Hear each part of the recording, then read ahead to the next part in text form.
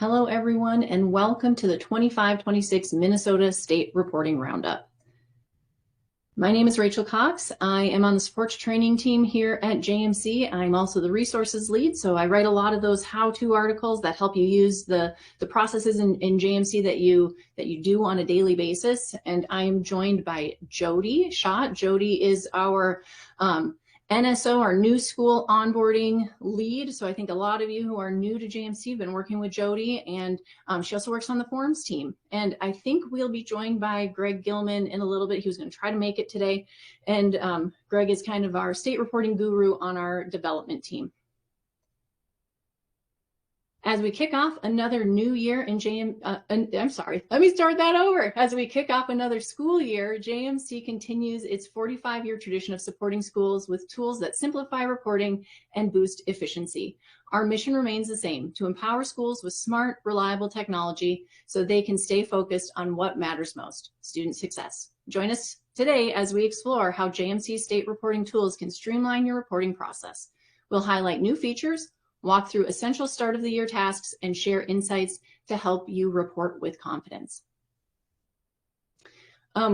Please hold on to your questions. You can put them in the Q&A feature here in Ring Central. When we get to the end of each section throughout this webinar, we will address those questions at that time. So we're going to start with fundamental reporting tasks. Before you dive into state reporting, make sure the essential beginning of year tasks in JMC Office are complete. These foundational items like setting term dates, updating student enrollment, and configuring building details are not only critical for daily operations, but also set the stage for accurate, compliant reporting. Checking them off early helps ensure a smooth start to both the school year and your state submissions. We'll start with setting your school's calendars. So you'll need to build your district calendar. You set your district start and end dates and mark non-school days like holidays, teacher conferences, or in-services. Helpful tip: a complete calendar keeps attendance, scheduling, and reporting accurate all year long. And then you'll also set your building calendars. Set your term dates for each building and enter any special days that differ from the district calendar, like later start dates for kindergarten or earlier end dates for graduating seniors. Customizing building calendars ensures accurate scheduling and reporting for every grade level. So we'll start here with a live look at setting your school's calendars. Okay. So I'll come to attendance, calendar, days. Okay, and right now I'm at the building level. If I switch here to the district level, this is where I can set that first day of school and the last day of school. And again, if you have non-school days that are consistent across all the buildings in your district, this is the calendar you'd want to set those at. You want to do that at the district level so that it's reflected across all buildings. So you set up that larger district calendar here, and then you'll come to the building level, and this is where you get into a little bit more of the nitty-gritty. So again, your first day of school and your last day of school show up here because you've already set them on your district calendar. But this is where you can set up special days. So if your kindergarten group, say, started at had a slightly later start than the rest of your grades, I could come in here, I could select kindergarten, and then I could say that, maybe they're starting on the 3rd. If I double click, and you can see there's no school, but just for that kindergarten group on Tuesday the 2nd. The other thing that you can do here at the building level is this is where you're going to set your term dates. So this quick link over here for viewing term dates is really handy. If I click here, I can see what I've got set up. So right now I just have, the start and end dates, but this is where I would set up, semesters, if my school's going on semesters, quarters, tries, whatever that might be. So I would just come here to this term dates radio button, and then I'm going to move ahead here, and let's say here on November 3rd, that is going to be the end of try 1, and then I'm going to save that. So that's how I would go about setting my term dates, and I would want to do that. I'd want to make sure that I set the the start date as also the start of try one. But you go through, you put in all of your term dates so that they match your grading periods, and have that complete on your calendar as well at the building level. So you do that for each of your buildings. And that's kind of it for setting up the calendar. And I'm sure a lot of you already have this step done, but this, your calendar speaks to a lot of the information you're sending to the state when it comes to state reporting. So it's important to keep that up to date as well. So if anyone has any questions about the calendar, Jody, do we have any questions today? We don't have any questions about calendars as of yet. Okay. And that's just kind of one of those fundamental things that you're already doing, but it's just important to keep in mind that that plays a role in the state reporting process as well. Okay, then we'll talk about updating your grade level data.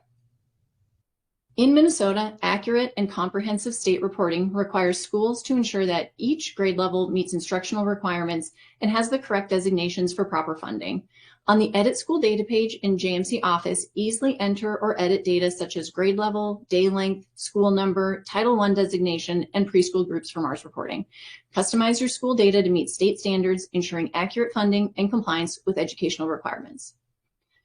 So you can log into JMC Office and head to Minnesota, MARS, Edit School Data to begin entering or editing school data for MARS reporting. Step 1, click the edit link next to a grade level or grade 0 subgroup, so the KA through KD, and then you've got KG, EC, and so on, to edit that grade level data in the particular row. Fun fact, the HK subgroup indicator is automatically changed to KE when included in state reporting files, since HK is no longer recognized by the MDE.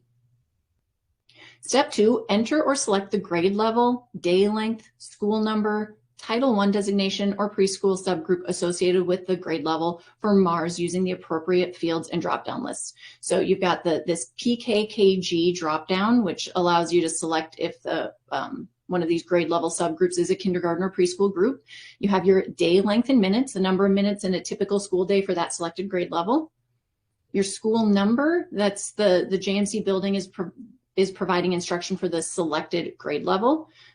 Title I, so if that grade level is offering Title I services. Your kindergarten indicator, so you want to have the right indicator for each of your kindergarten groups, and then the preschool group. So if you have like EE here for your ECFE or school readiness kiddos, and then the PA through PJ for your VPK kiddos.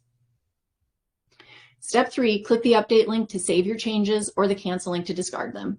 And step 4, repeat steps 1 through 3 to edit the school data for each grade level in your school. So let's take a live look at updating your grade level data. Okay, so I'm going to start from my home page here. And I'm sorry, my internet has been a little laggy today, so it might just take it a second to catch up with me.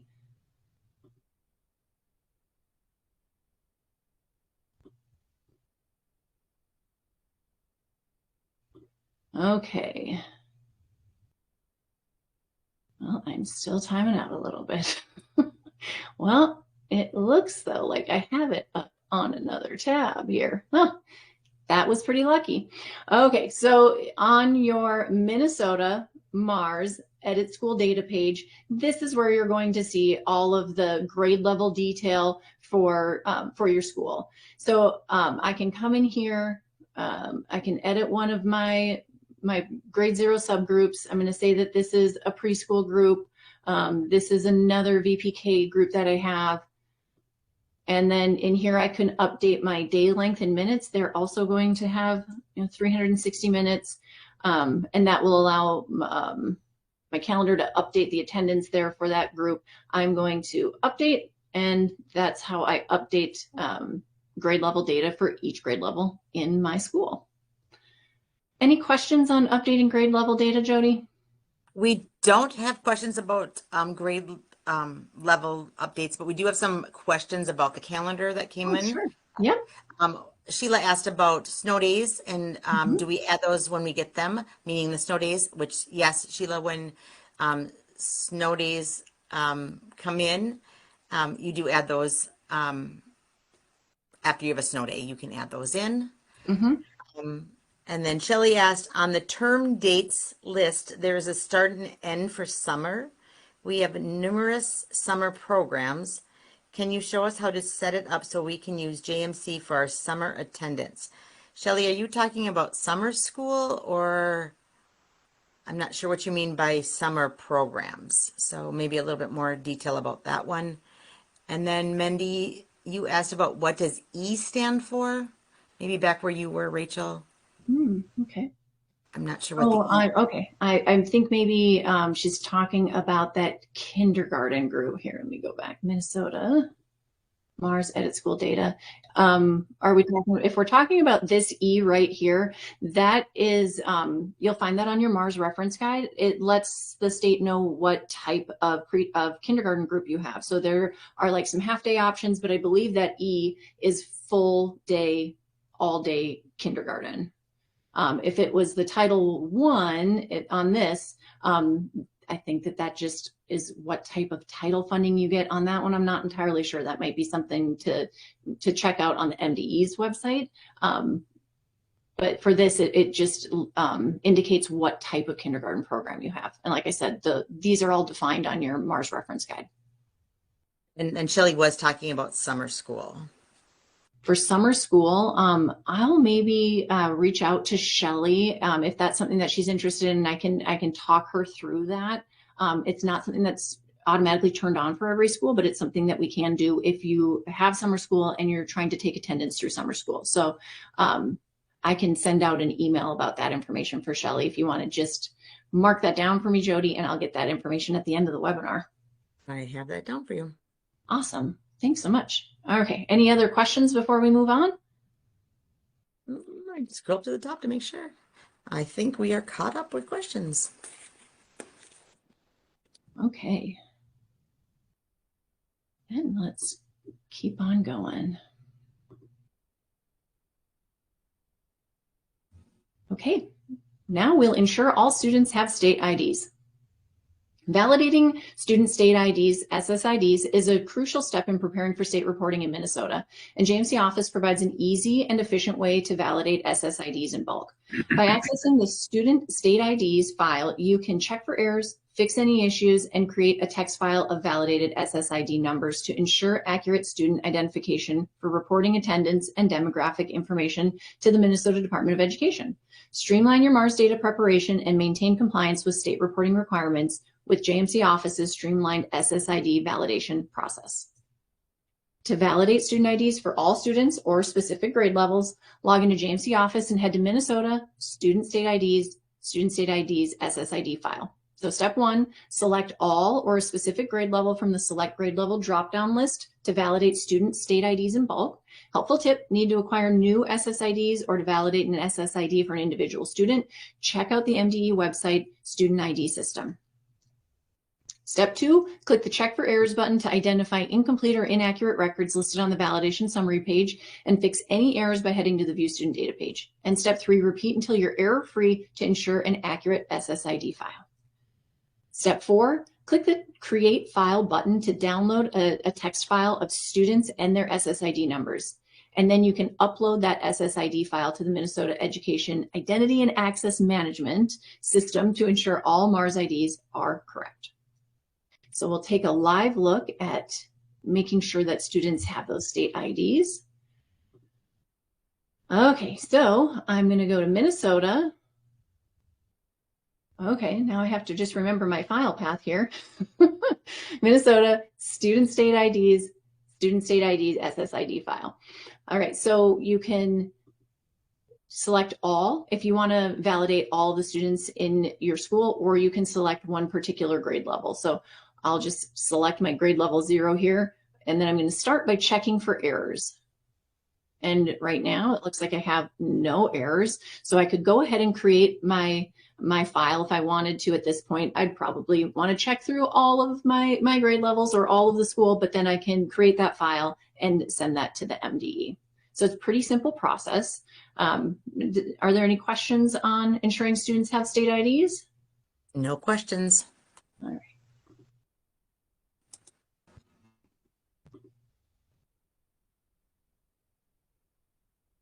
Then we'll talk about managing student enrollment and programs. Importing enrollment records. Importing student enrollment history records from a previous year in JMC streamlines attendance and enrollment updates for state reporting. It creates current year records and eliminates the need to manually update individual student details, including resident, district, county, and foster care status. Navigate to Minnesota, Mars, update status from last EOY to begin updating your enrollment history records. Step 1, click the Proceed to Update Students button to update the current year enrollment history for each student with the latest information from the previous school year. Fun fact, need to review or edit enrollment records after the import? Head to the Mars tab of the View Student Data page to view and edit records imported from the prior year. Helpful tip, click the details about update Mars data from prior year link in the quick link section to view additional information and instructions related to enrollment history records. Step 2, click the Print Import Summary button to print a list of the updated active, attendance, state reporting, and enrollment records, and click the Cancel Import Summary button to return to the previous page. Helpful tip, use the drop student and add student or re-enter student features to update all enrollment changes that occur after the start of the school year to ensure complete enrollment records for state reporting purposes. So we'll take a live look here at importing enrollment records. Okay, so I'm going to start from the home page just to kind of level set us here. I'm going to go to Minnesota, Mars, update status from last EOY. And it has already been run for this school year on 7/25/25. So this is one of those processes you can only do one time. So if you haven't done it yet, your button would be enabled, but you can see that mine is not, and I have this message telling me it's already been done. So I've already done this process. But one thing that I do want to show you that I think is great on this page is this quick link that we talked about.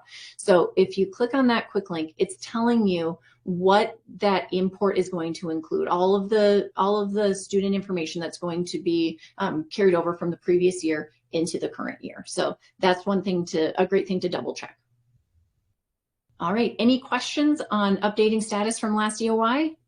So the only question came from one of our new schools, and it's just asking about it being the first year, do they still do this? Greg, can you double check with that on us? I believe that's turned off for all new schools, correct? Since they don't have any data? Right. There's nothing to import from the prior year. That piece would have been done as best we could in the data conversion itself. Perfect. That's what I thought. I just wanted to double check. The other piece for that is just setting the default values on the utility/buildings page. So it's handled a couple of different ways for brand new clients. All right. And so if you have any additional questions too, reach out to us on Basecamp. But yeah, you wouldn't have to do that step in your first year, but next year, then you'll want to make sure that you're importing that status from the prior year. And then we have one other question. Oh, great. I don't believe it actually unchecks the students that left last year. I had to manually uncheck attendance, Mars, and MCCC. Yes. So I think what she's... Oh, I'm sorry, Jody. I didn't mean to cut you off. Go ahead. I think we were going to say the same thing, so go ahead. Yeah, if you have a student who's leaving, just like if a student would drop in the middle of the school year, you do have to go in and uncheck those boxes. You want to uncheck the active, the attendance, and the state reporting boxes for sure, because you wouldn't be reporting that student in the next year. So that's what you do if they leave over the summer. And we're actually going to get into those processes, I think, next in the presentation, like how you drop students depending on the time of year, how you go about adding them, how you change records. So we're going to get into that. So that's a great question. Did I answer it the same way you would have, Jody? Yeah, I think what she's referring to is when they roll over, if they've left during the school year in the prior year, you have to just remember that those kids show up. So you have to look at those kids. You have to look at all students. Is that what I think that's what she's referring to. Okay, I see what you're saying. So you'd want to come here and look at all of your students so that you could capture any that had left in the prior year and make sure that you have them all marked as inactive for the upcoming year. Correct. I believe that's what she's referring to. One thing to note there is that the Mars update from last EOY will take care of at least some of that. So if you haven't run that yet, make sure you do that, and it will handle some of those situations where the kid left last year but after the roll-up happened. Okay. Maybe go through that one more time, Rachel, so they can understand what Greg was saying. Sure. So what Greg was saying is it has to, like when you're importing from last EOY, it would import everything the same way from before when they do their move up. Otherwise, after their move up, because at the time that you have the move up done, it's taking a snapshot of your database and then moving it to the next school year. So any of those kids that maybe leave between when you did your move up form and the end of the school year, that's not going to automatically update in the new, in your next year's database. Did I capture that right, Greg? Yeah, when you do the import status from last EOI, it will update at least some of those flags. I think it'll catch all the flags you're asking about. But if it's not working the way you expect it to, just let us know. We're trying to tighten down things like that so that we don't have roll-up related issues like that. But we have to handle it in the import status from last EOY. All right. Hold on a second. We're getting a couple. Let's see here. I'm going to go back. Let's see. Okay. That was that one. I was told this, the students leave over the summer. We end date the student on the first day of the new school. True or false? Sheila, I'm not sure who told you that question. I was told if the student leaves over the summer, we end that student on the first day of the new school year. Sheila, you may have to reach out to us. I'm not really sure what or who told you that.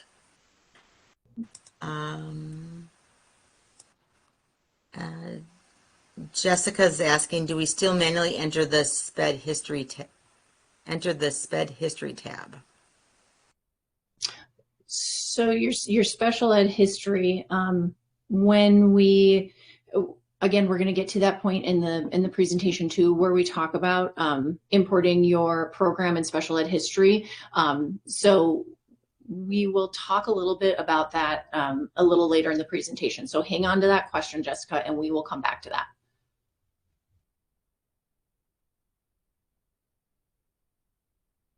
Okay.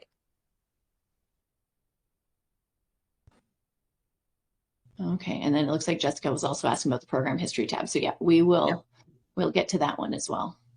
And then Deb says, that's right, Sheila, summer leavers have a start and end date on the first day of school.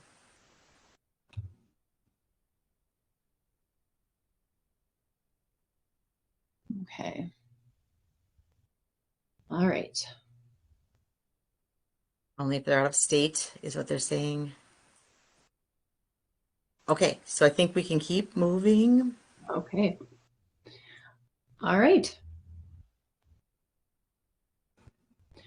So we'll talk now about tackling enrollment procedures.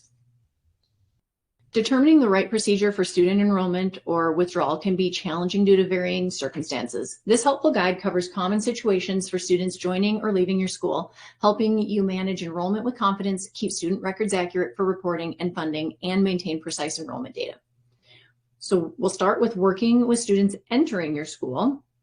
The new student wizard walks you through entering a new student who has never attended your district, helping you add their information accurately.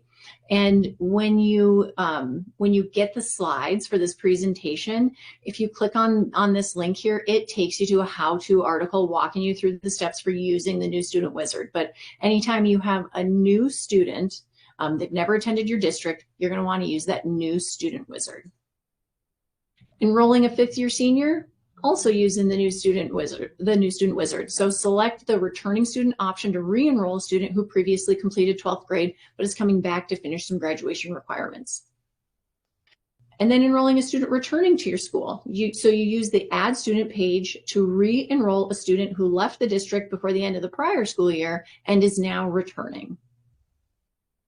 And then re-entering a student. Use the re-enter student page to re-enroll a student who attended at least one day in the current year, left, and is now returning to your school in the same school year. So we can take a live look at working with students entering your school. So you've got the let's see, sorry, edit, new student wizard. So when you have a student who is brand new to your district or that returning, like a fifth year senior, this is where you would find that student here.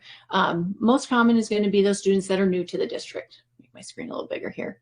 So you would check this radio button here, click the new student button, and then it will allow you to enter. You're going to want to put their last and first name, the information here, so the gender and the grade, and a birth date to get this record moving. And then you go ahead and click save, and then you can add additional information about that student. So I will just type in some generic information here.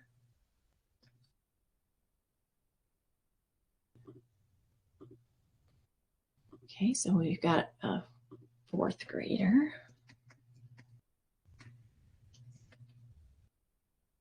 And I'll click save. And this is where I can select the day that the day their enrollment begins. I can enter in, any ad codes, resident district. I can enter any of that information here and then click add. Or I can click skip add and then fill in the rest of this information on the student's Mars tab.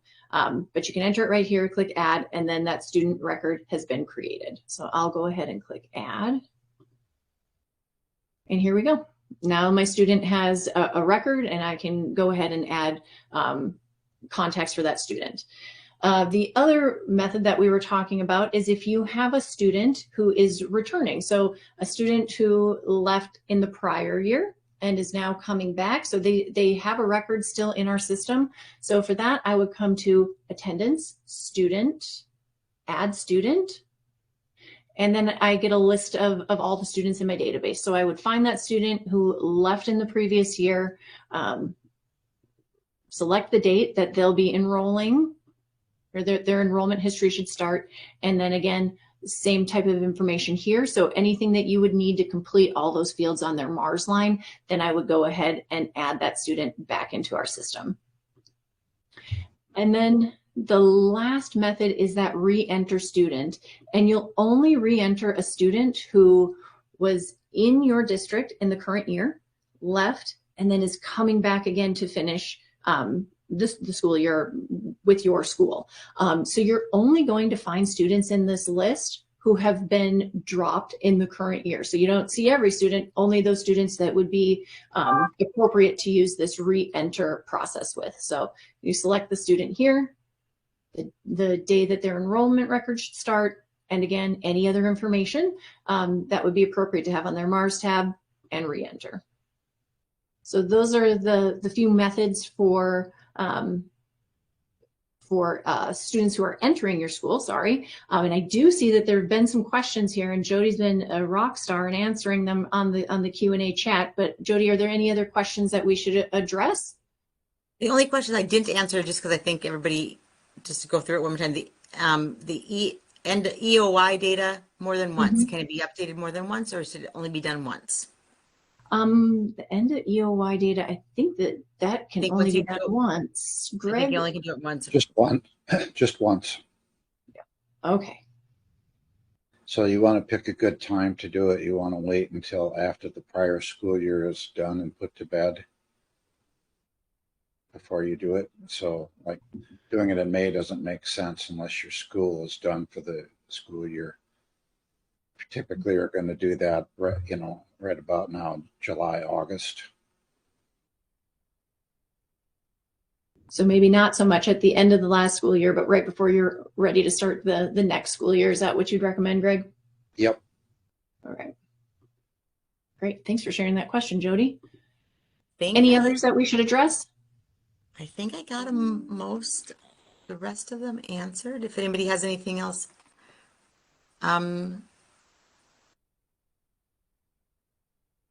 When is the best time to use the new student button at on the bottom view student data, as it is different than the new student wizard?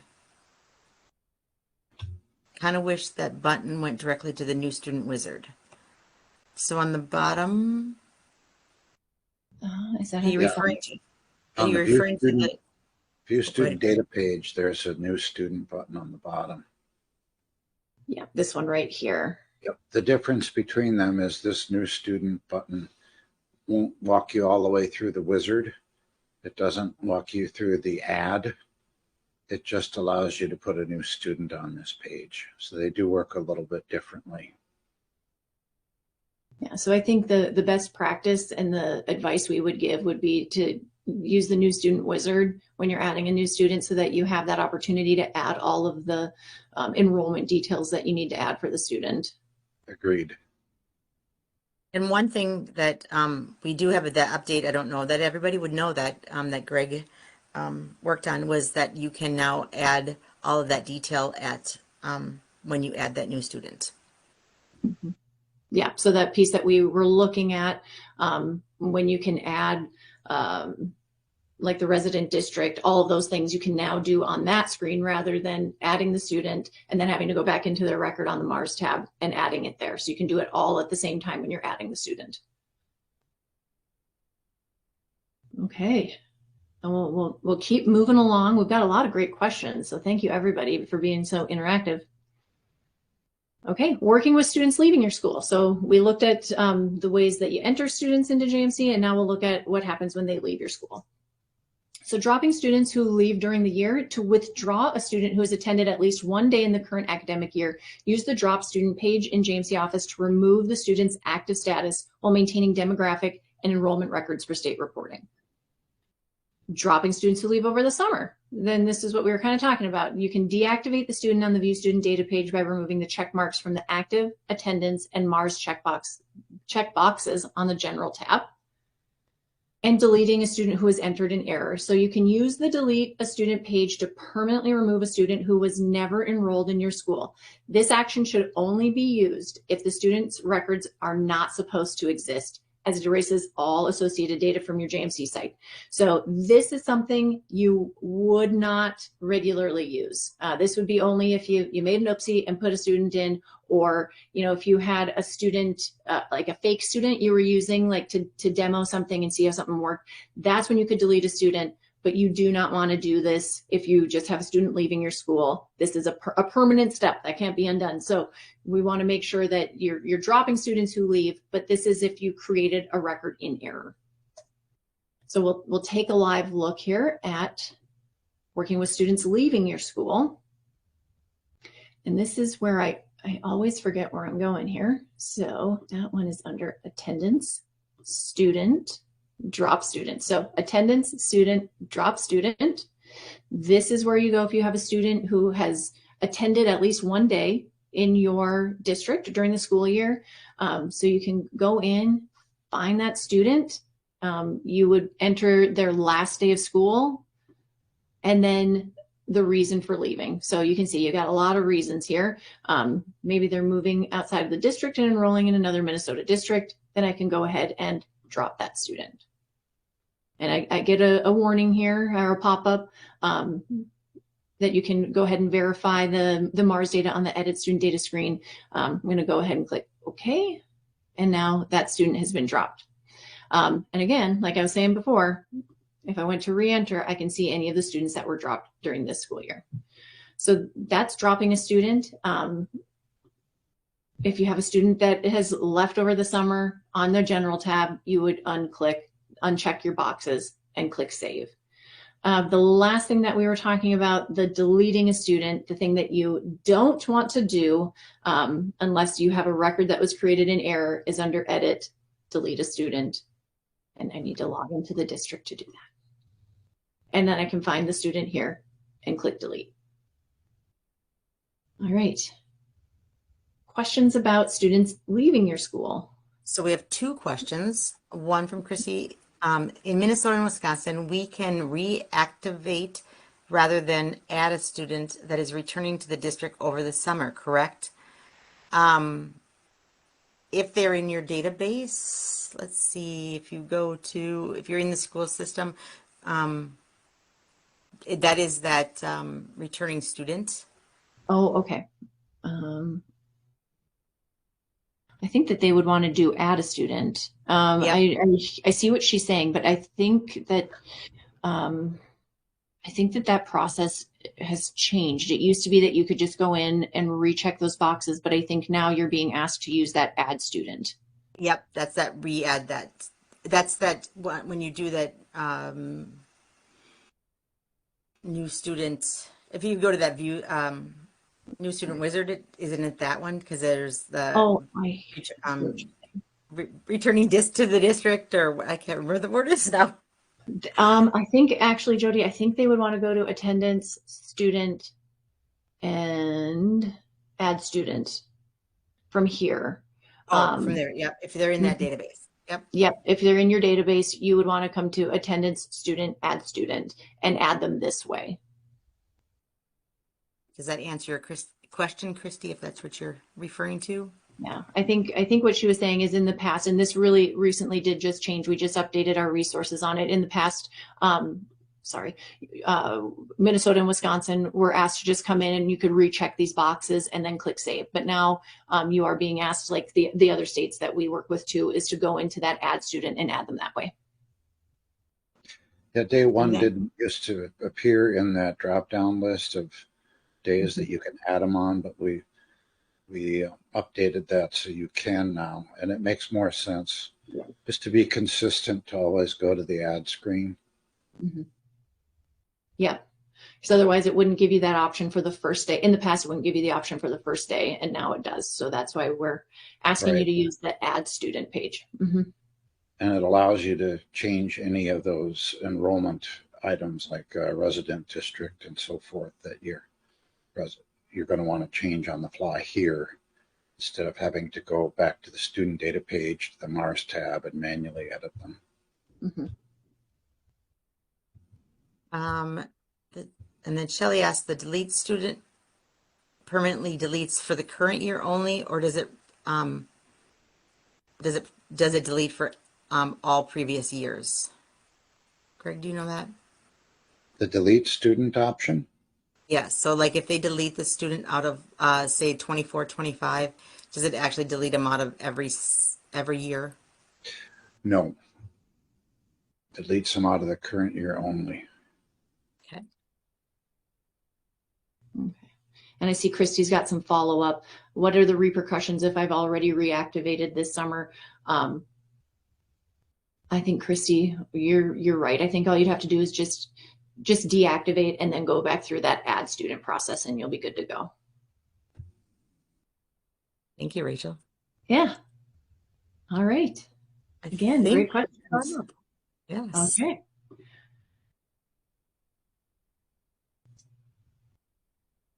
Then we'll talk about using add drop procedures to update Mars status lines. When a student experiences a change that impacts their educational funding status, such as a change in resident district, homeless status, or special education status, the MDE requires an, an update to the student's Mars record. In JMC office, use the drop student and re-enter student procedures to correctly reflect these Mars status changes, ensuring precise data submission for state reporting. So to close a student's Mars enrollment status, head to attendance, student, drop student. Step 1, find the student's name in the find field to select the student whose Mars status has changed. Then you'll want to click a date from the day box to select the last date of the student's previous Mars status. Step 3, select the appropriate reason from the drop status encode drop-down list to reflect the closing of a status record. And step 4, click the drop button to close the previous Mars status record. And then to open a new Mars status record, navigate to attendance, student, re-enter student. Step 1, enter the student's name in the find field to select the student whose Mars status has changed. And remember, you're only going to see the students who have dropped during the current year. Step 2, click a date from the day box to select the date the new status is effective. Step 3, enter any of the appropriate information here for the status change in the drop-down lists and fields provided to ensure correct enrollment data for state reporting. And step 4, click the re-enter button to open the new Mars status record. Helpful tip, review the student's Mars status change by clicking the Mars tab on the View Student Data page. So let's take a live look at dropping and re-entering to update a Mars status change. So these are the procedures that we just talked about. It's just using them to update Mars rather than editing the Mars line on the View Student Data page. So if you've got a student who had a status change, maybe they're now going to be receiving special ed services, you'll want to come to attendance, student, drop student. You would find the student who has that status change. So I'm going to choose Abby here. The last day of the previous status, I'm going to say is September 12th. And then when you come to this drop status end code here, I'm going to come all the way down to the bottom. Reason 99 is the student's enrollment status has changed, necessitating the closing of one status record and the opening of a new one. So then I'm going to go ahead and hit drop. Okay. I'm going to come to re-enter student. I'm going to find Abby here, and the new status is starting on the 15th. Enter any additional information. So maybe if it was, special ed services, I can change the eval status, any other information here. Maybe they have a 504 plan, and then I'm going to re-enter this student. And now if I come to the view student data page and I find Abby, I'll see that Abby has 2 MARS lines. So the one that closed on 9/12 and then opening the new one on 9/15. So that's how you would reflect a MARS status change. Do we have any questions about that? We do.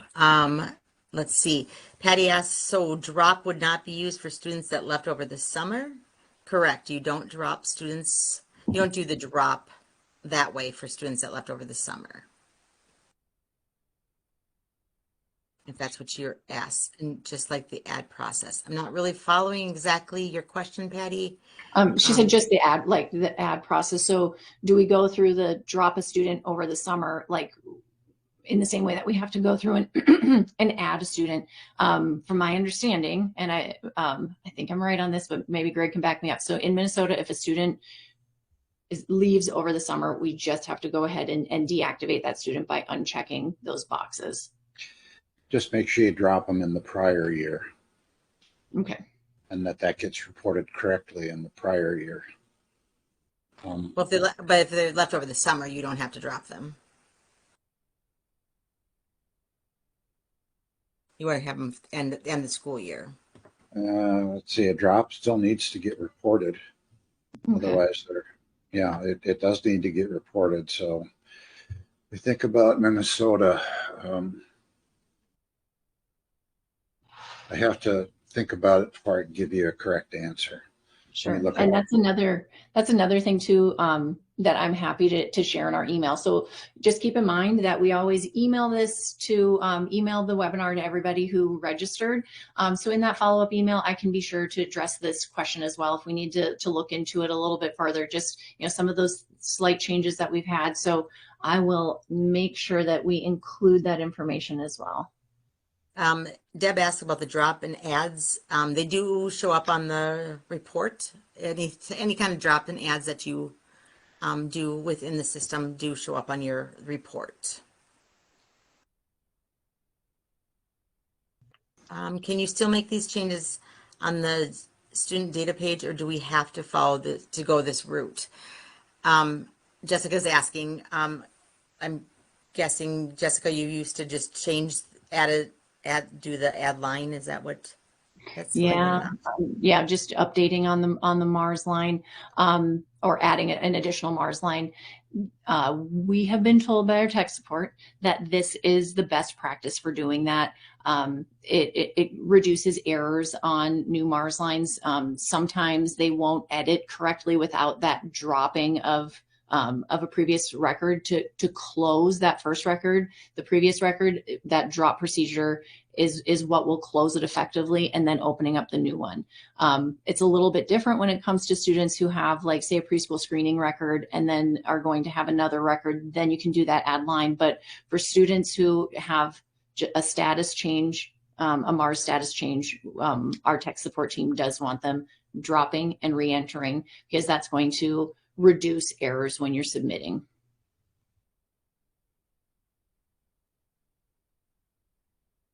Answer that one.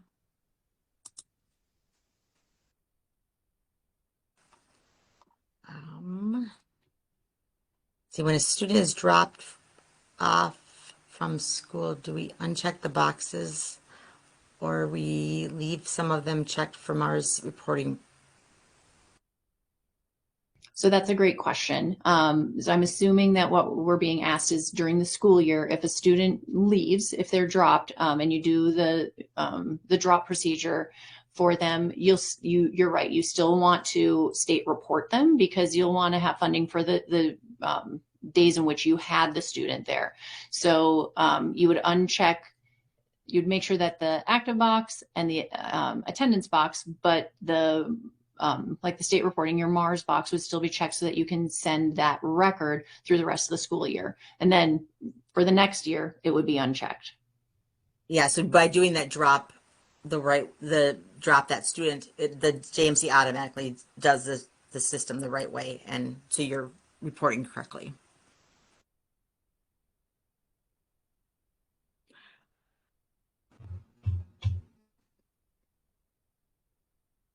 Okay. All right. So I see, I think there's maybe one more question from Patty about manually changing a Mars line when there's a change in status, but this new way is recommended.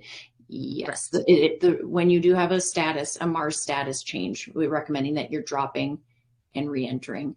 Yeah.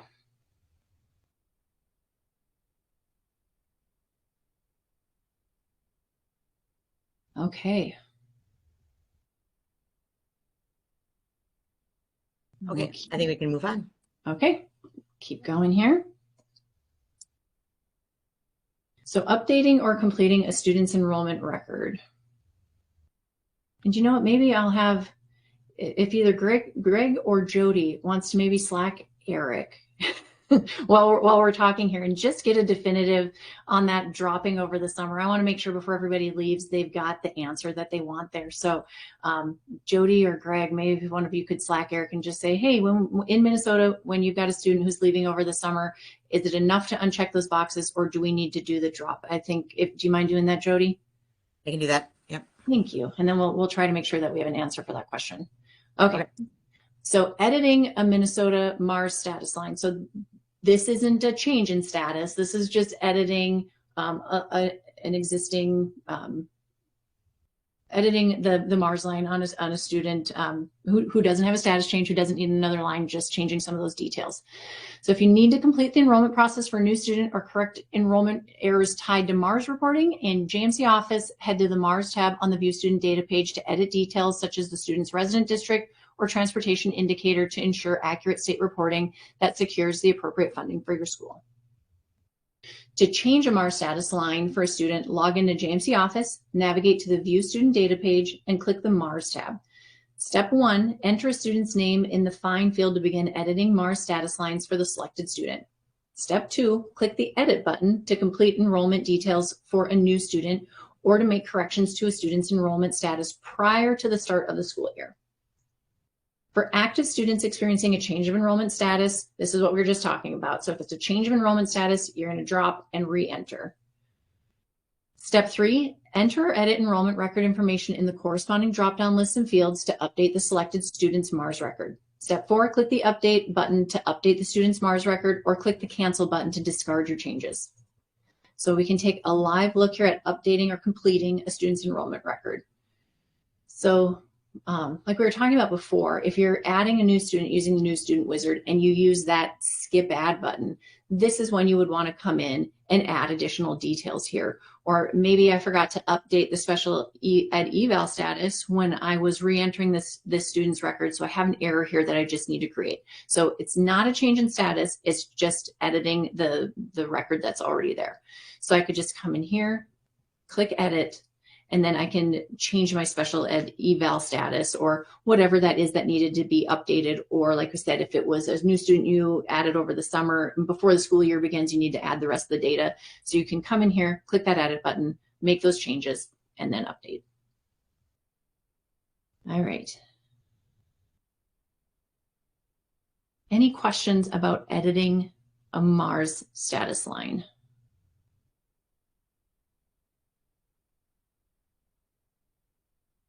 No, Kathy Skinner had was told by MDE about a summer leaver. Kathy, thanks for that information. I'm just going to hold off on what MDE told you just because there's lots of back and forth of how this is handled. So it, we're we're just waiting for Eric to respond about us. So we'll get the summer leaver question clarified, whether hopefully by the end of this webinar. So yeah, we'll come back to those questions about summer leavers before we wrap up. All right. Great. Then we will move on and talk about submitting your data to the state. So we'll start by talking about Mars file-based submissions for dual reporting. For schools, Mars reporting or dual reporting, did you know you can be EdFi only after just 2 cycles of accurate dual reporting? That means you could be EdFi only by the end of the 25-26 school year. And some of the benefits of being EdFi only include not having to do your comparison reports anymore, simplified data submission, and then ongoing error checks throughout the year. So no last minute surprises at submission time. So that last one is a big one, submitting periodically. And I know Greg wanted to maybe speak to that as being one of those advantages of being EdFi only.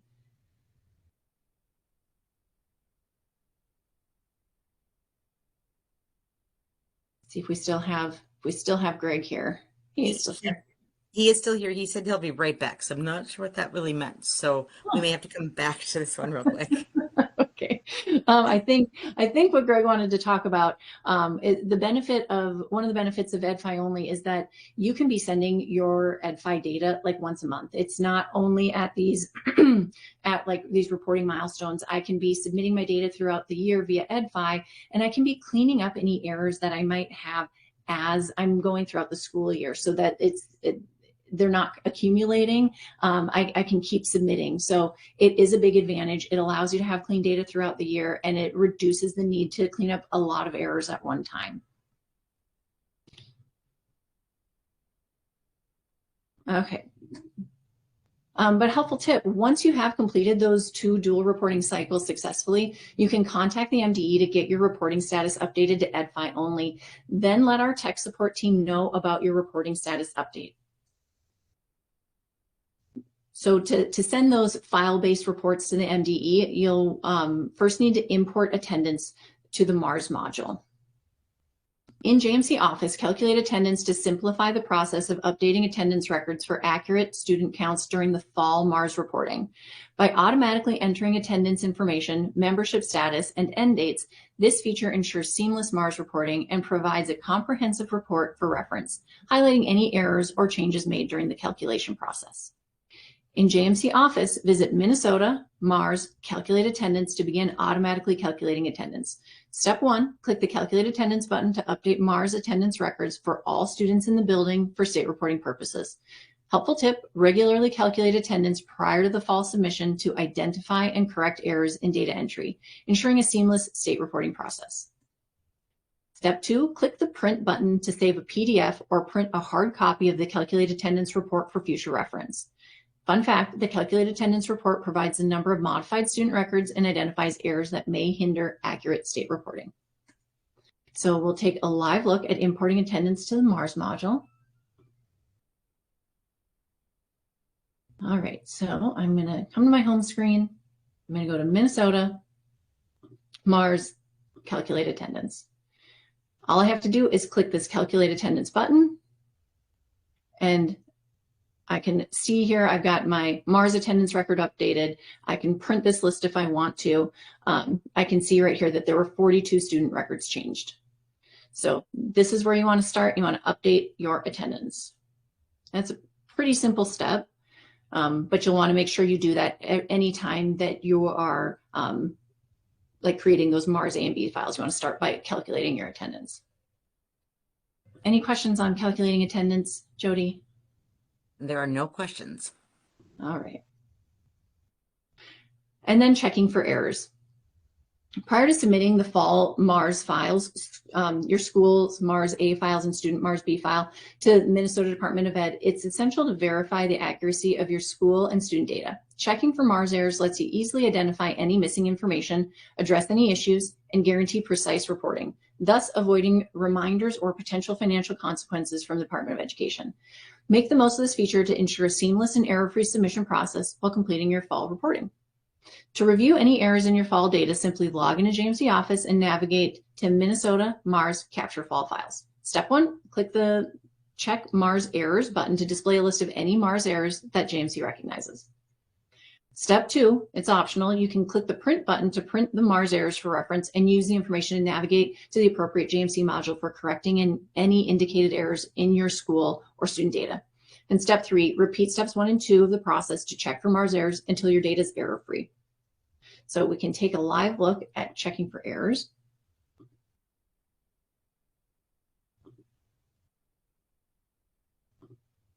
Okay, so under Minnesota MARS Capture Fall Files, so I can start with my A file and I want to check for errors.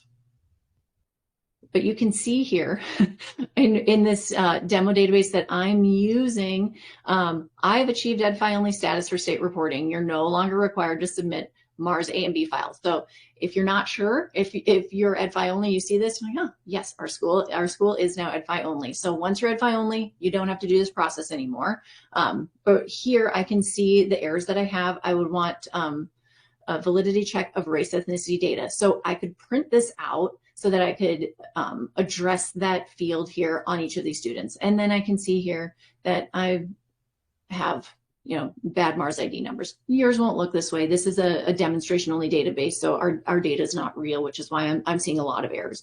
You won't have that many errors. But then I can move on to my MARS B files, same thing, check for errors. And you want to do this until you're error-free. And then I'll maybe just hold off on questions because the next thing we're going to talk about is creating that file, and they kind of go hand in hand. So creating the MARS A and B files to submit to the state. So to ensure an accurate submission of your fall MARS files to the MDE, it's vital to include key school and student data like attendance, race, ethnicity, Title I information. In JMC Office, you can easily generate the school file, the MARS A file, and the student file, MARS B file, which contain all the necessary information required for your fall MARS submission. Once generated, you can proceed to submit these files to the MDE for review and processing. In JMC Office, head to Minnesota MARS Capture Fall Files to create your fall MARS files. So step 1, select the MARS A file or the MARS B file radio buttons to create a school or student information file. Step 2, click the Create File button to create your MARS A and B files. And step 3, submit your MARS files to the state. Helpful tip, when submitting fall files to the MDE, it's crucial to create new MARS files each time to include any updated information. This ensures that your submission includes the most accurate and up-to-date data available. So we'll take a live look here, but we're in the same spot that we were at when we were checking for errors. So I'm going to check for my errors, and then because I'm EdFi only, my button is not going to be activated, but you would have this create file button available to you if you are still doing dual reporting or your file-based reporting. So you just click on your MARS A file, create your file, click on MARS B, create your file, and then you're ready to submit them to the state. So any questions on creating your MARS fall files? I do not see any questions. Okay.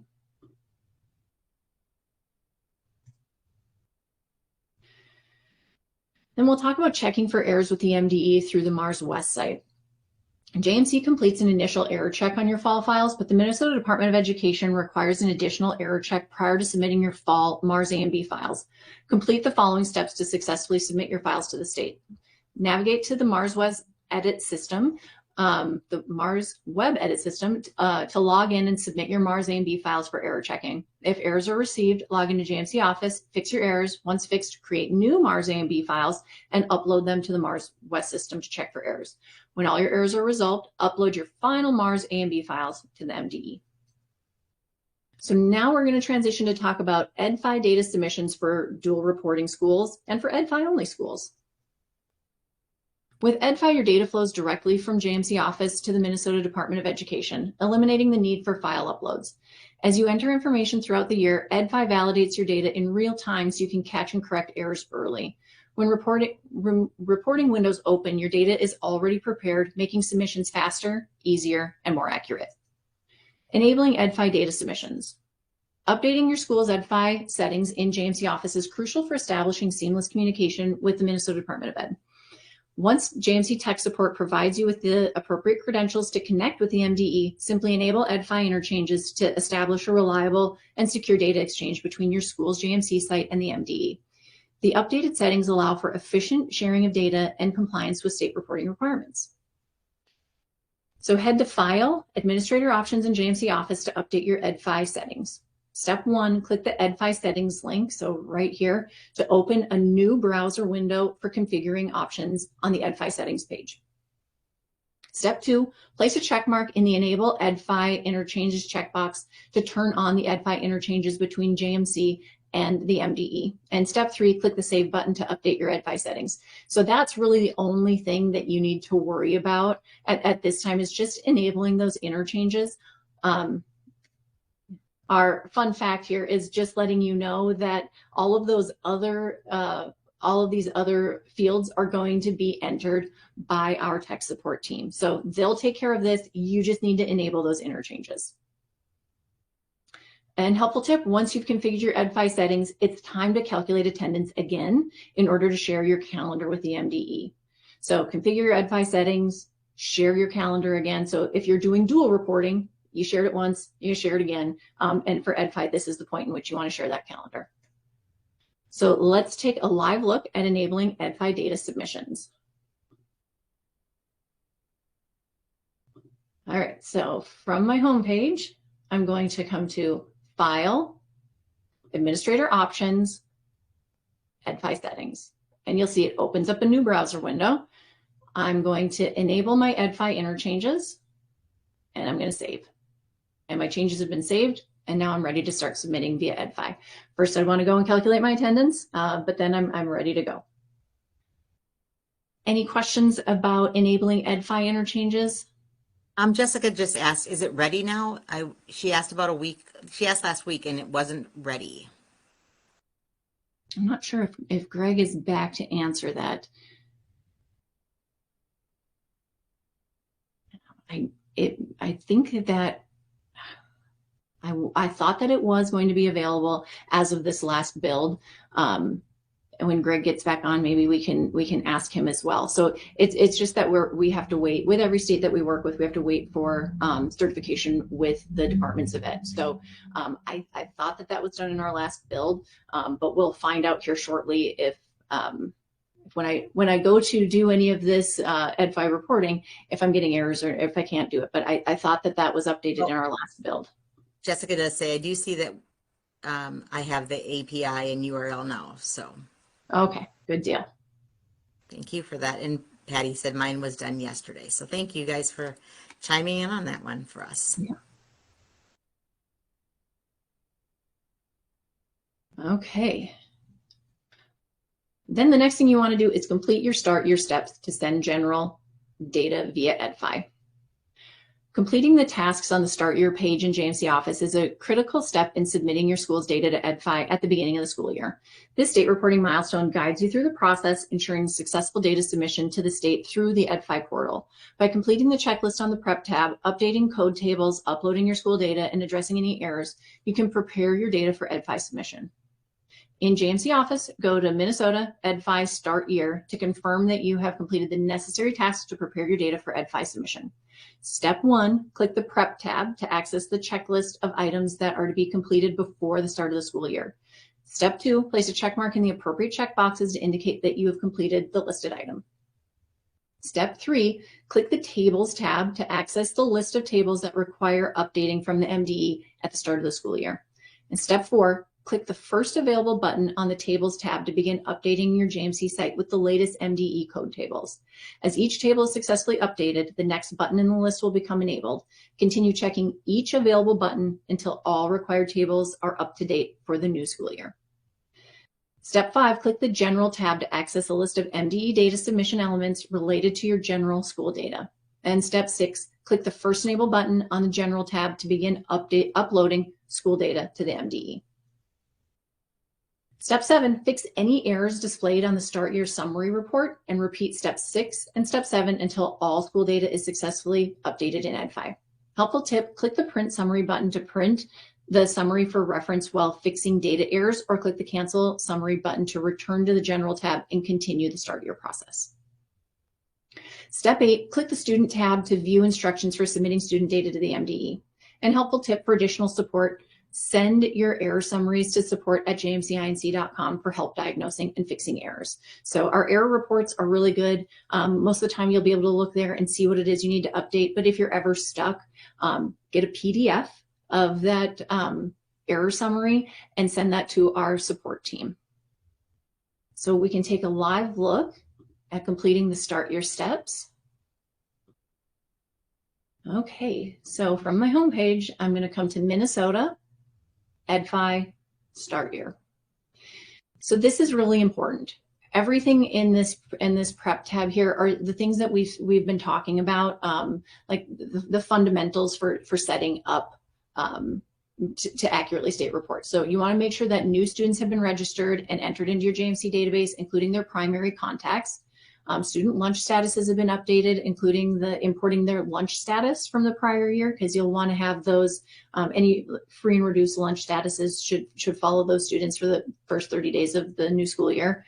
And then view all student data. So all students that are reportable to the state, you want to make sure that they have state IDs.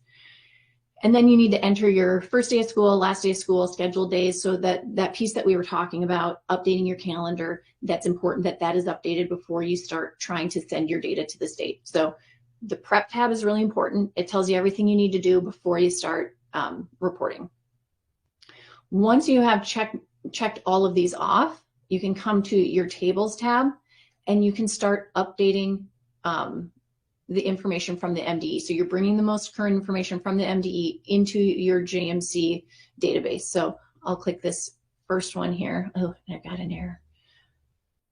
Okay. Oh, I'll try that again. I'm guessing that we just might not quite be, oh, maybe we already, it might just be because I'm using a demonstration database and might not actually be connected here. So I think is it updated your URLs? They need to be fixed. Oh, probably. Yep. I think that mine didn't have anything on it. Go to the Ed5 settings. Yeah, that's production URLs with testing key and secret. I'll fix that for you. All right. Thanks, Greg. Client services and then. Yep. Do have an answer on summer leavers, but let me fix your URLs first. Great. Yeah, go ahead.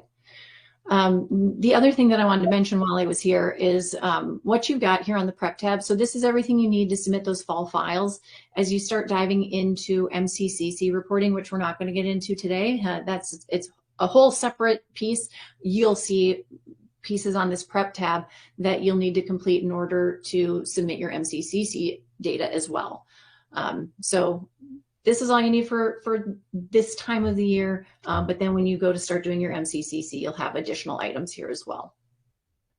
So like we said, on the tables tab, the first button that's enabled, and then work your way down. So everything on the Start Year page is designed to start from left to right and top to bottom.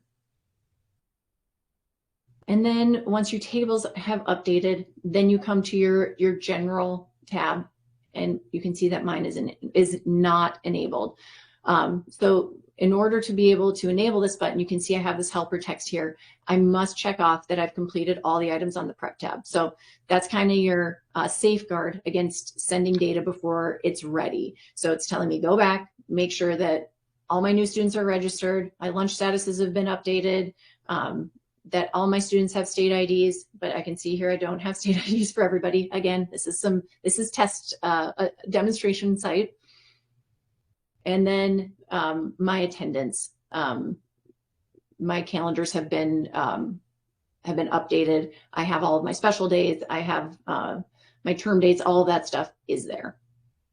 So given the fact that I have some students without state IDs, I don't think that it's going to let me enable this button. But I'm going to just maybe, I think that we had it set up correctly in the previous year. So I'm going to actually come back to the previous year, and it does allow me to do that. So just so that I can keep this going and show you guys what it looks like. So I've got my tables, and you can see this is the piece that I actually really love, is that when you click these buttons, they're time stamped.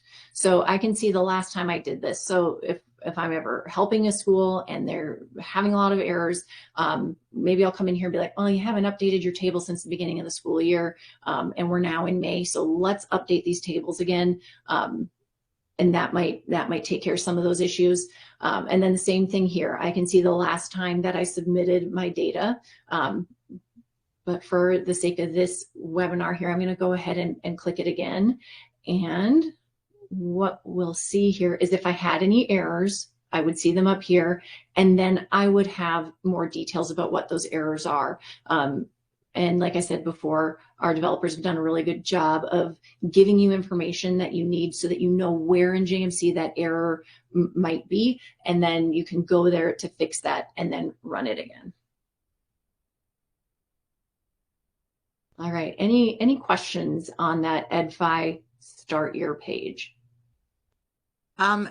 If you're getting, we do have one from Sheila. She said she's getting an error message. If you're getting error messages, you just reach out to support and send that error message to support and send them a screenshot of what you're getting, and they'll be able to help you with that.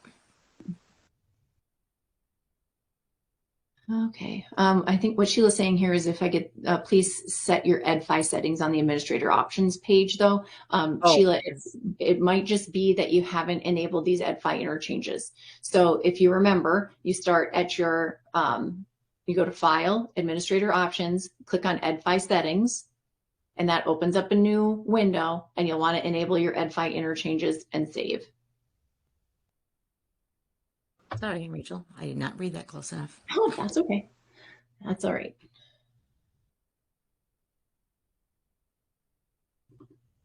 Let us know, Sheila, if that is not what you are referring to. Mm-hmm. And then, and just to clarify too, like when you are submitting that general data, and if you do get errors, I'm going to actually go back here really quick. So if I did get errors here, they would all be listed, and I could just click this print summary button. And what that does is it gives me a PDF report of those errors. If you are sending something to our support team, I think they prefer, and I don't even think, I know that they prefer the whole PDF. So if you're getting errors, you're not sure how to fix them, click the print summary button, get your downloaded PDF, and then email that to our support team. I know I've tried helping schools before too, and if sometimes they'll send me a screenshot, which is great, but it maybe has some of the information cut off, so I can't be as helpful as I'd like to be because I can't see everything that's maybe off to the right-hand side of the page. But if you send this PDF, it's easier for us to help diagnose those errors. Okay, Rachel, you have connectivity for EdFi now. All it right. wasn't set up for 25-26 at all on the client services MN site. All right. I'll see. I think it's still going to tell me, yeah, I have to put in some demo data for these students. So that's okay. I was able to show that piece here under 24-25. But right now we're in between sections in our webinar, Greg. This would be a great time if you wanted to update on that summer leavers question. Yep. Let me find that stuff again here. Okay. I had to go to the MDE website for this because it's very specific, unique Minnesota instructions for this kind of thing. So I'm either going to have you find it or, yeah. Okay. Let's do a Google search here for this item because it's the same kind of thing that others will need to do. This is something very Minnesota specific. So type MARS, M-A-R-R-S, and then procedure 12.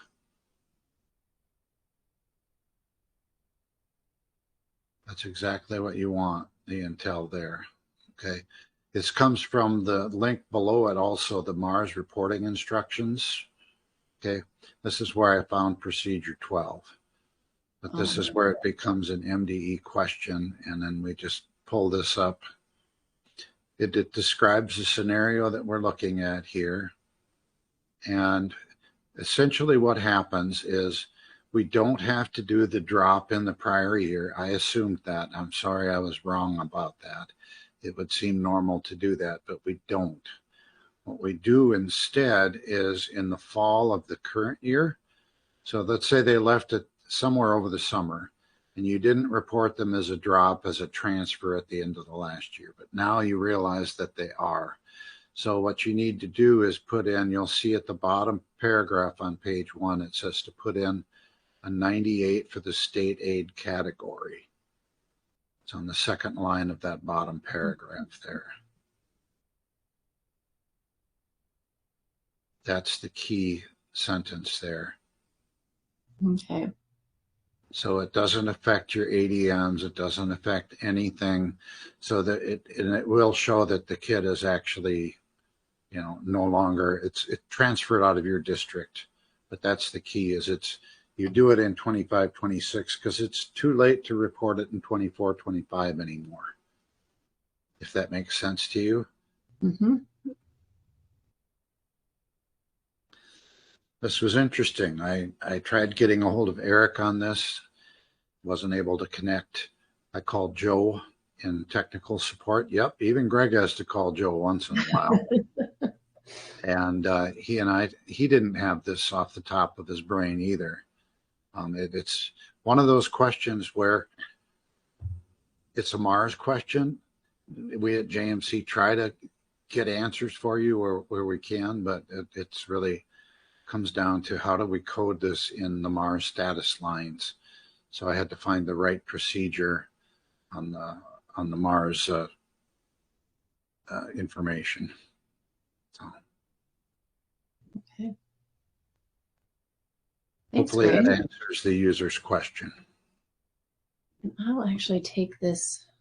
Oh, I don't know if I can take that link because it's a PDF. But yeah, that's a great resource to look back up. Okay. We may want to add something to the slide deck about this. Yeah, you're absolutely right. I'm just making myself a quick note. All right. We do have a couple people adding to that. You only use 98 if they're not going to another Minnesota public school. Otherwise, you just uncheck it. This is reported on a new student using the LL code. Oh, there you go. So lots of people kind of answering, helping with this one. Okay. Some definitely some seasoned seasoned JMC users. Yep. I was told only reported as a summer leader if they are enrolled out of the state, country, or a non-public Minnesota school. If they enrolled elsewhere over the summer at another Minnesota public school, you don't report them at the following year, as it would show up as a cross enrollment between you and the other district. So maybe when in doubt, check with the MDE on that if you have questions about some of those summer leavers. That is the the exact thing I was just going to say. Clear up some of that confusion about what they're expecting. That really is the best resource to reach out to. All right. Thank you for everybody that is chiming in on that. So it does sound like the 98 is only used if the student is not going to another public school. But I would reiterate, Jody, that we at JMC we cannot tell you like what the MD is looking for in terms of like the information that you include in a student record. We can help you get it submitted, but if you're ever in doubt, you have to check with the MDE for how a student's record should be reported to them. We can help you get it there, but they're going to give you that type of advice. Correct. All right, so importing special education and program history for EdFi. I believe that this was Jessica's question earlier in this presentation, so we're going to cover that right now. When transitioning from Mars to EdFi, Minnesota schools can use JMC Office to carry forward key Mars data and ensure all elements needed for EdFi reporting are captured. This process isn't just a one-time import. It can be run multiple times to validate special education and program history records and confirm data accuracy. By using this tool, you'll save time, reduce errors, and be confident your records are ready for EdFi reporting. In JMC Office, head to Minnesota, Program and Special Education History, import Program and Special Education History to import Mars data to EdFi. Step 1, place a check mark in the Special Education checkbox to include beginning and end dates for Special Education History records in the Mars to EdFi conversion. Step 2, enter your first day of school in the begin date field to convert all Mars program history data from enrollment records created or edited over the summer to EdFi. Helpful tip: to ensure all records are imported from the beginning date through the current date, leave the end date field blank. Step 3, place a check mark in the appropriate program history boxes to import the data associated with your special education records. And if you want to include any program history data elements from the import, simply remove the check marks from those check boxes. So anything that you don't want to import, you can uncheck those boxes. And step 4, click the import button to convert program and special education history data to the EdFi format for the current school year. Step 5, click the print import summary button to save or print the import summary as a PDF and use the cancel import summary button to return to the import page.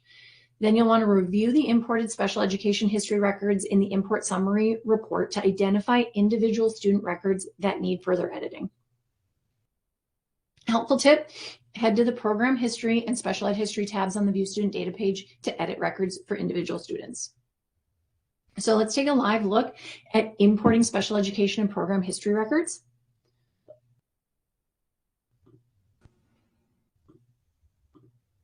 Okay, so from my home page, I'm going to come to Minnesota, Program and Special Education History, import Program Special Education History. So again, I can see the last time that this was run, but remember, this can be run multiple times. So if you want to make sure that anything you're entering on a student for students in Mars is also then being transferred for EdFi, you can run this multiple times. So if you want to import your special education history, that one is checked. The begin date, you want that to be the first day of school. Leave that end date blank to make sure that you're importing all of the data.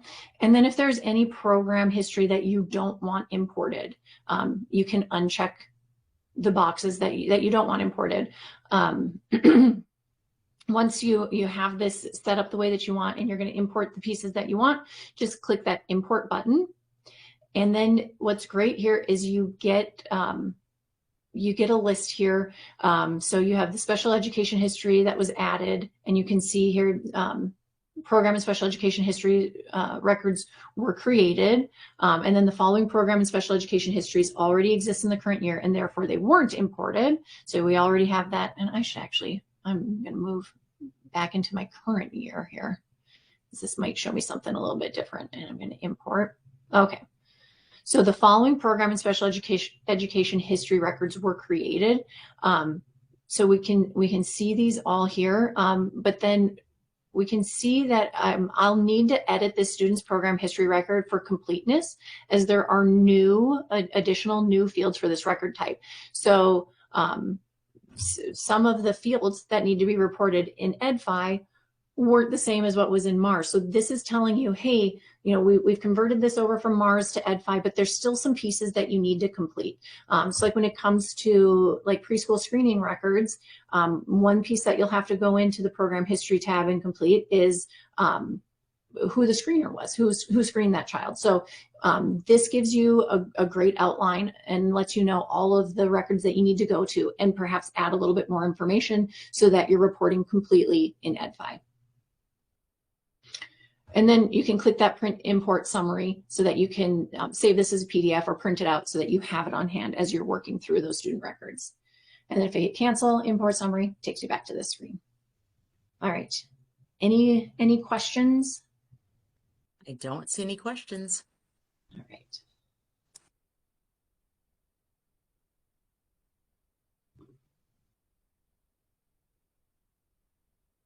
Then we'll talk about update special education and program history records. So I've done that import, and now how do I go about updating those records that indicated that they need more information?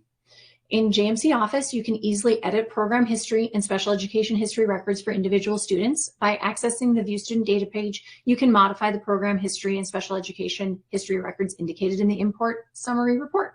Simply select the student, navigate to the respective tabs, and make the necessary edits by adding or updating the required information. Once the changes are made, you can save them to ensure accurate and up-to-date records. This allows you to comply with the latest MDE requirements and maintain accurate student information in your system. To edit a student's program history record, log into JMC Office, navigate to the View Student Data page, and click the Program History tab. Step 1, enter a student's name in the find field to begin editing the program history for that particular student. Step 2, click the Edit button to edit the specified program history record, or click the Delete button to remove an existing program history record for the selected student. Step 3, enter the required information requested on the import summary report in the appropriate fields or using the appropriate drop-down lists, and click the Update button to save any changes made to the student's program history record, or click the Cancel button to discard changes. Step 5, click the Special Ed History tab to edit the student's special education history record indicated on the import summary report. Step 6, you'll need to click the Edit button to edit the particular row. And step 7, click the required information request, enter the required information request on the import summary report in the appropriate fields or using the appropriate drop-down lists. Step 8, click the Update button to save any changes made to the student's special education history record, or click the Cancel button to discard the changes. So we can take a live look at updating special education program history records. So I'm going to head to my View Student Data page. You'd find the student that you're looking for, and then those program history records exist here. And if there's information on that tab, this will be highlighted. So I'm going to click here. You can see I've got a few lines, and I'm going to go ahead and click Edit here. And it's letting me know the language instruction program service. I need to specify this. So what service are they receiving? And then I can update this. So that's where that import summary report comes in handy. It's going to tell you where you're missing information on which student records and allow you to go there and add that additional information that's required for Ed5 reporting. So that's my program history, and then my special education history is here. And you want to make sure that you have this record complete as well. And again, just use that import summary report. It's going to tell you what you're missing and allow you to make those changes. All right. Any questions on updating program history or special ed history records? There are no questions.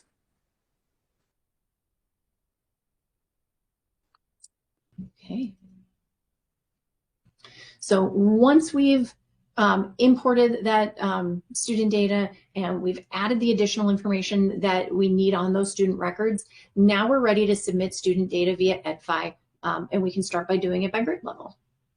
Ensure accurate state reporting by updating student data through the Update Students by Grade Level tool in JMC Office for seamless submission via Minnesota Ed5. Simply select the grade level, submit the associated records, and fix any errors indicated in the summary report for a smooth data update process. So log into JMC Office and navigate to Minnesota Ed5, Update Students by Grade Level to select a grade level and submit student data to the MDE. Step 1, select a grade level from the grades dropdown list to narrow the range of student data submitted. Step 2, click the Minnesota Ed5 Update Students by Grade Level button to send student data to the MDE for the selected grade level. Step 3, fix any errors displayed on the Update Students by Grade Level summary report and repeat steps 1 and 2 until all data is successfully updated in Ed5. Helpful tip, click that Print Summary button to print the summary for reference while fixing data errors, or click the Cancel button to return to the Minnesota Ed5 Update Students by Grade Level page. Step 4, you're going to repeat those steps for each grade level. So you're going to send your student information by grade level for all of the grade levels that you have. And fun fact, if your submission was successful and error-free, move on to creating and submitting new Mars A&B files to continue the state reporting process.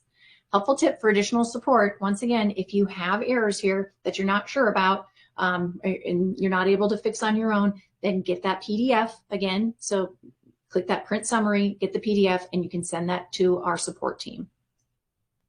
So we can take, I'm going to go through the next part, I think, and then we'll look at grade level and individual student together.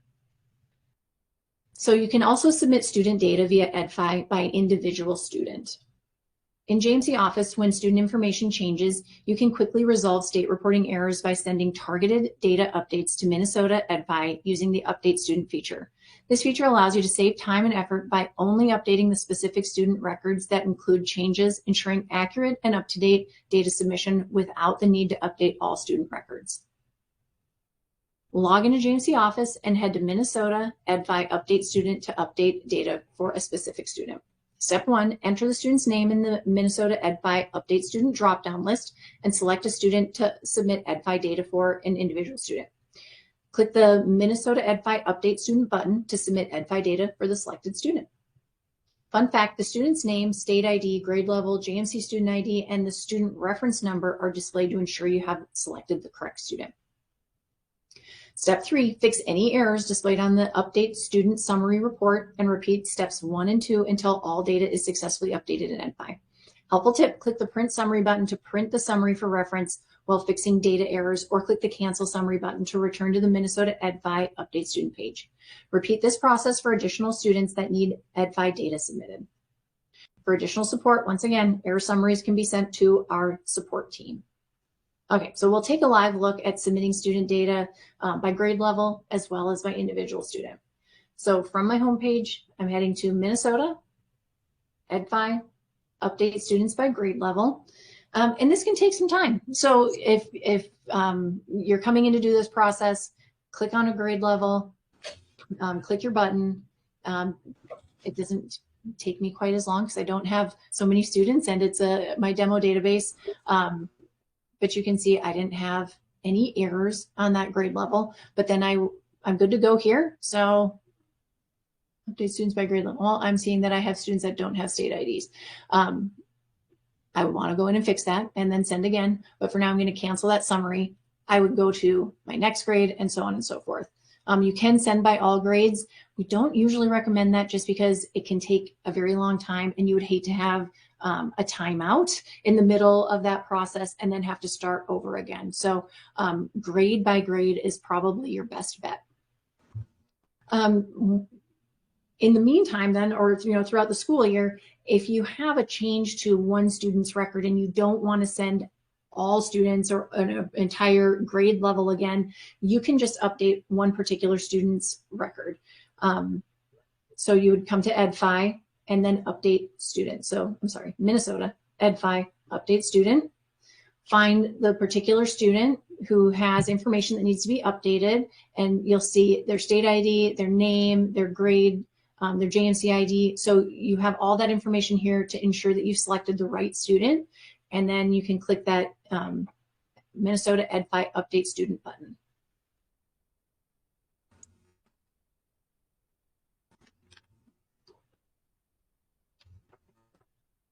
All right, and you can see here, I have a couple of errors.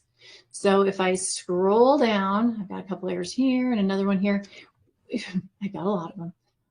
So if I scroll down, I can see a little bit more information about what errors I'm getting. So access to the resource could not be authorized because the school ID resource is empty. Again, I have my school ID resource is empty. That's a configuration issue here too. Yeah. We'll need to get your client services MN fixed up the rest of the way. I'm trying to see one that might be common that our clients might see. So here I have an incomplete ancestry record, or that could be something that I could fix on a student record. Language instruction program is missing. So a lot of times if you look through here, it's like I can see that this is an error associated with my 504 plan. Most of the time you'll be able to come in, see where that error lives in your database, go there, make those changes. But if you had an error and you're like, this does not make any sense to me, this is where you would click that print summary button, get your PDF, and then send that to our support team so we can help you with that. All right. Once all of your students are submitted and you're error-free,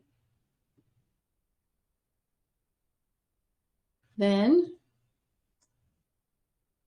if you are EdFi only at this point, then you are done. But I'll back up for just a second. Did we have any questions about submitting student data via EdFi? Well, we had a couple that came back for the program history. That Okay. One was, can they import more than once? Yes. And then do they need that beginning and an end date on program history? Okay, so if I come to view student data page to program history. Okay, so you would need the beginning date, and maybe Greg knows the answer to this. Is this another one of those instances where you can leave that end date open, and it would just assume that the service was ongoing?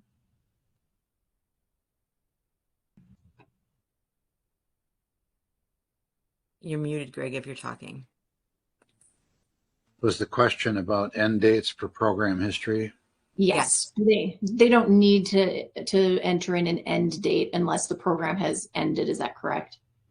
Yeah, I think that's more for your local information if the kid is in and out of a program. I don't believe we send end dates in to MDE on any of those, but it's kind of normal for us to have a start and end date for programs, but it's not reported to MDE. Okay. The end date is not reported. Okay. Thanks, Greg. And Deb just made a comment that the process, and Deb, I'm guessing you're talking about when you update by grade level, that it's painfully slow, and wasn't sure if it maybe was addressed in the last build, and that it's kind of frustrating that she can't work in JMC while it's uploading. What was the question? It's more of a statement than a question. Well, while she's uploading, when she's doing her uploading by grade level. Yep. She said it's very painfully slow. And she said it does she didn't take know a if it was. while. Yeah, Yes. okay. The good news is we have a new process coming. We're beta testing it this fall. You can sign up for it today. It will be a scheduled update. So for the most part, it would take away a lot of the pressure of doing update students by grade level.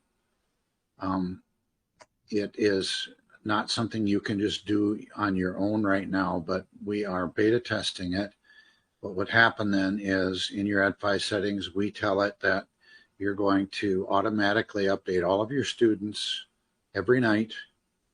And it does a little bit of work on the weekends too, but I'm not going to go into that detail. But and then every morning when you come in, if you had errors, we have an email address in the EdFi settings so that any errors get emailed to that person. But it's going to be a great boon for state reporting, because not only does it solve the problem of update students by grade level being slow for you, but it also makes sure that if you have an error in your data, it's going to happen much closer to the time when the data got entered. So you put in a new student today, tonight it got automatically submitted. Tomorrow morning there's an error message. Oh yeah, that's right, I forgot to put their birth date in, or I forgot to put in the resident district number, or whatever it is that errored out on the person. So it's going to be a really nice thing to have. In order to be able to do this, though, you need to be EdFi only. So we need beta testers.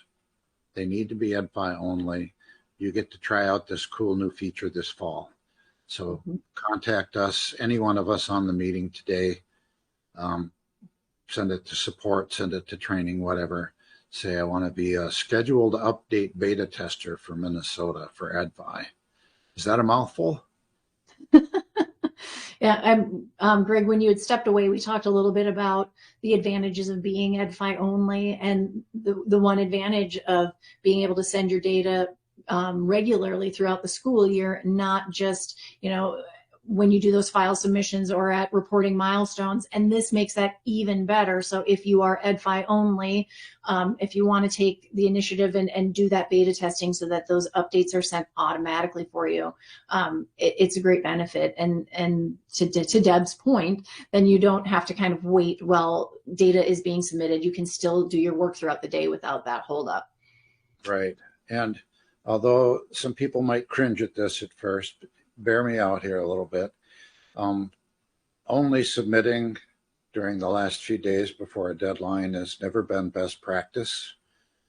I mean, ideally, I know this is a tough ask for you at first, but the idea that you're actually doing state reporting every day is the best practice. So by doing a scheduled, and you're not going to do an update by update students by grade level every day, but you might want to do it every week instead of just the last couple of days before a deadline, right? When you're EdFi only or when you're dual reporting. It just puts too much pressure on you, JMC, and MDE if you're just doing that at the last minute before a deadline. So the very best practice, submit regularly. If it's a scheduled update, it's going out every night. If you are going to do it yourself using update students by grade level, I'd say a really good practice is to do it once a week. And I know, yes, it does take some time, but or maybe run one grade level a day or something like that when you walk in the morning or when you leave at the end of the day or something like that. But it really is the better way to go because, again, it makes error correcting easier. And Greg, it looks like you already have a couple willing participants here, Deb and Patty, for both. They'd like to be a beta tester, but just to clarify, you do have to be EdFi only to be a beta tester, correct? Yes. And did you describe what it takes to be EdFi only? Yes, we did. Good. Yes. Go ahead and email me. Let me put my email address in the chat.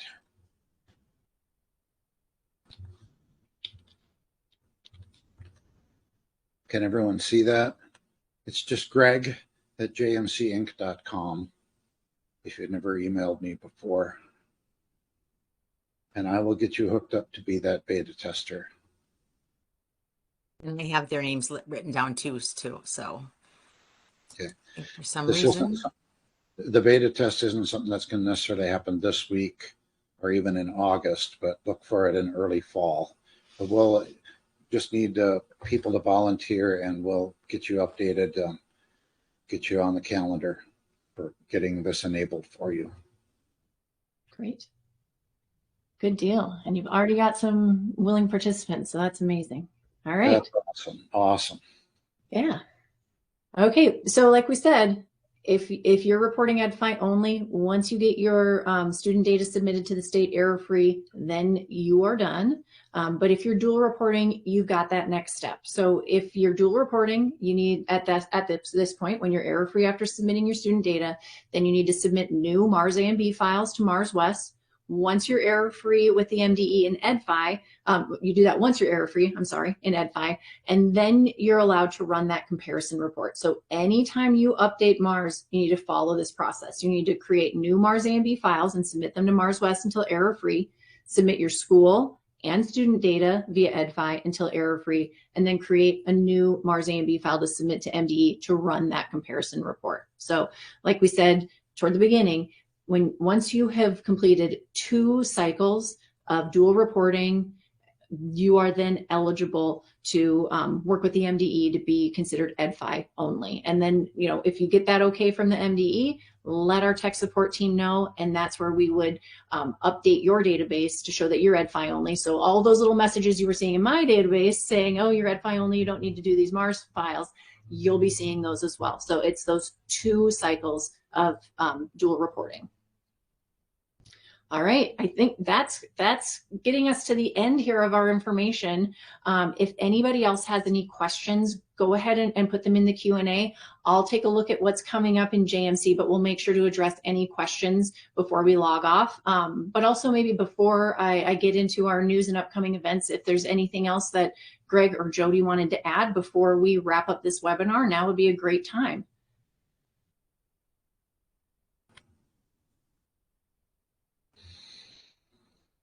All right, hearing nothing, I'm gonna move on. So we'll talk about some JMC news and upcoming events.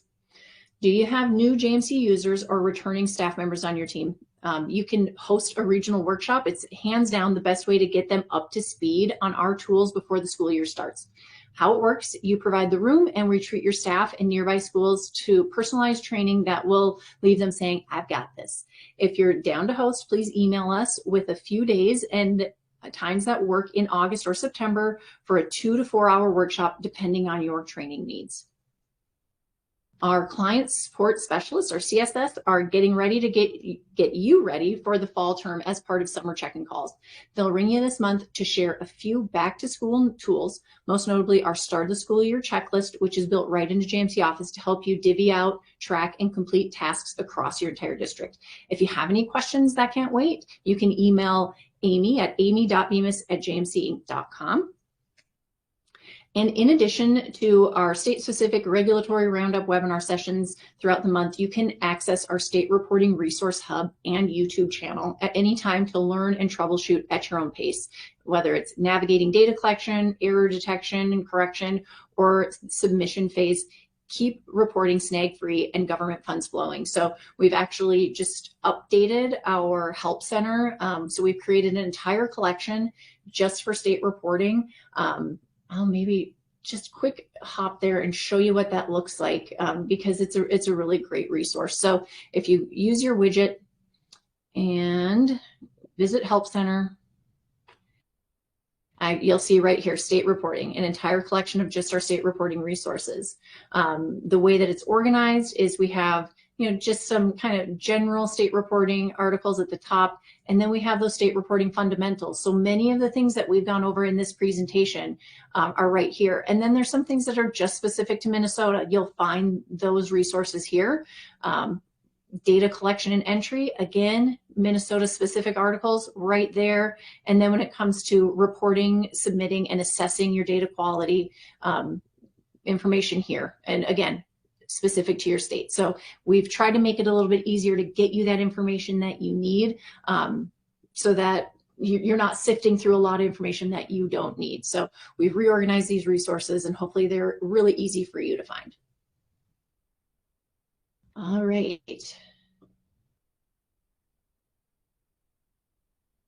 So I think we're just about to the end here. Oh, one more thing to talk about. On September 26th, the General Store portal will launch as your one-stop shop for selling merch, tickets to community ed classes and events, and managing fundraising. If you'd like to get the full 411 before the launch, you can register for our August 13th webinar. August 13th is today. I think we moved it to the 27th. This one's going to be on the 27th, where our trainers will walk you through key features, the fuss-free setup process, and benefits to your district with time reserved to answer any questions you may have. All right, so now we're at the end. We'll take a minute here to see if we have any additional questions that came in as we were looking over our news. Deb had one question. She said, I tried to use the drop process for an early childhood student that was exited only the school year days are available to select. Should I change the Mars records for summer changes for ECSE and ESY? Go ahead, Rach. I will actually reach out to you, Deb. I really love working with early childhood records, so I'll reach out to you, Deb, and we will take a look at that and see what we need to do. All right. If there are no other questions, then we will wrap this up. So on behalf of myself and Greg and Jody, thank you so much for attending this webinar, and thank you for choosing JMC.